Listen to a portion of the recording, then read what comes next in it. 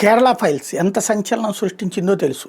ఆ సినిమా ఏదైతే అక్కడ ఉన్నటువంటిది ఎలాగ ఆడపిల్లల్ని ట్రాప్ చేస్తారు, ఎలా మత మార్పిళ్ళు చేస్తారు, చివరికి ఐఎస్ఐఎస్ గూటికి ఎలా చేరుస్తారు లాంటిది.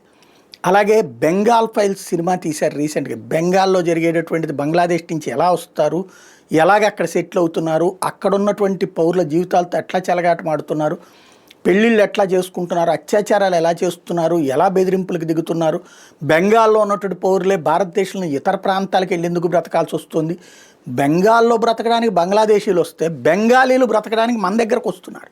ఈ దౌర్భాగ్యపు వెనకాల ఉన్నటువంటి పరిస్థితులు బెంగాల్ ఫైల్స్ సినిమా తెస్తే ఆ సినిమాని రానివ్వబోమని చెప్పేసి, లేదా తీయడానికి వీల్లేదు, వేయడానికి వీల్లేదు, చూడడానికి వీల్లేదంటూ అనేక పిటిషన్లు సుప్రీంకోర్టు దాకా వెళ్తే సుప్రీంకోర్టు కూడా తోసిపుచ్చి బెంగాల్ ఫైల్స్ సినిమాని ఆపడానికి వీల్లేదంటే, బెంగాల్లో మాత్రం ఒక్క సినిమా థియేటర్లో కూడా రానియకుండా బెంగాల్ ప్రభుత్వం అడ్డుకుంది, లేదా తృణమూల్ అడ్డుకుంది, లేదా అక్కడ ఉన్న ఈ బంగ్లాదేశ్ సంఘాలు అడ్డుకుని బెదిరించి ఆపినాయి. దీంతో సువేందు అధికారి, భారతీయ జనతా పార్టీకి సంబంధించినటువంటి ఫ్లోర్ లీడర్ లేదా ప్రతిపక్ష నాయకుడు, ఒకప్పుడే మమతా బెనర్జీ మంత్రివర్గంలో మంత్రి కూడా, అక్కడ ఆమెతో విభేదించి వచ్చి ఆ తర్వాత బీజేపీలో చేరి అప్పటి నుంచి మమతని కూడా ఓడగొట్టినాడు. మమత ఓడిపోయింది సువేందు అధికారి మీదనే.